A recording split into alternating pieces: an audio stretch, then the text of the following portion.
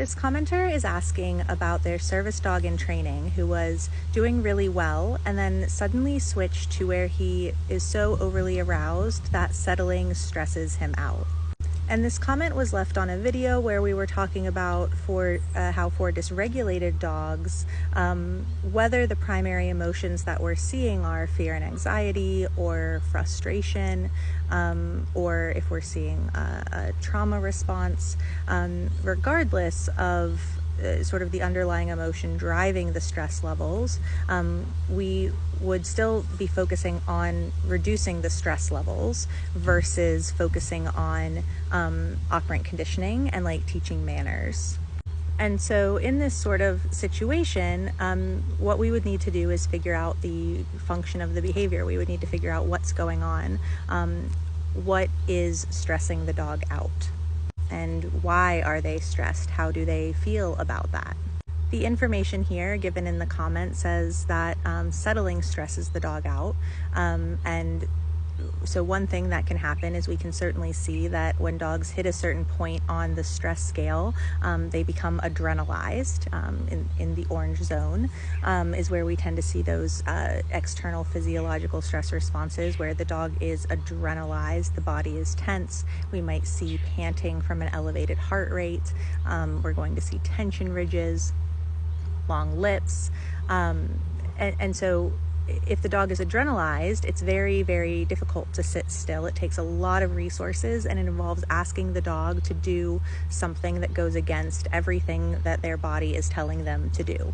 And so asking an adrenalized dog to hold still can be incredibly aversive and very stressful.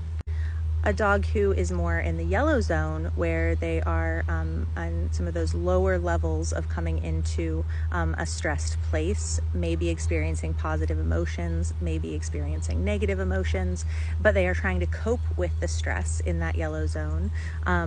Again, holding still may be against their need to cope. And so the dog may need to move their body, stretch, walk in a circle, have some sniffing around time. And so settling could be in direct opposition to what they need to do to calm down. Another thing that happens when we're asking our dogs to settle, which I'm going to assume means to lay down and be still, is that we remove the option for flight. So if my dog is trying to take distance or space from something that is stressing them out or overwhelming them, or that they need a break from, again, that settling behavior is sort of in direct opposition to what the dog really needs to feel better in their body. And so that's sort of a list of reasons why dogs may have a hard time holding still, or why being asked to hold still might cause additional stress. But we would still need to figure out why that stress response is happening in the first place, that is leading to performing a behavior that involves holding still that previously the dog was doing well with. What has changed? Since this is a service dog in training, it might be a fair assumption that this is a younger dog, although certainly not all service dogs in training are younger dogs. But adolescence is a really rough time. And so if you had a dog who was pre-adolescent in like their juvenile phase, or younger, and they were doing really well with following cues and public access work and that sort of thing, and then they hit adolescence, that would be a very normal time to see a big shift in behavior. In adolescence, the thinking brain physically shrinks temporarily. The amygdala, which is involved in a lot of emotions, particularly fear, we tend to think of with the amygdala, but the amygdala goes haywire. We see all sorts of shifts in adolescence behaviorally, more impulsive decision making. We see bigger stress responses faster. A lot of adolescence is managing the environment so that the dog can be successful while they get through this teenage phase, which it depends on the dog. There are a few different factors, but generally is from about 6 months of age to about 2 years old. It depends on the sex of the dog, if and when they were altered, and the size of the dog are three big factors that play into the length of adolescence. Another big suspect for me would be pain. Dogs who are painful may have a hard time being still, which is often the opposite of what we think of when we think of pain. But many dogs who are in pain actually become hyperactive. We might say, oh my gosh, I can't wear them out enough.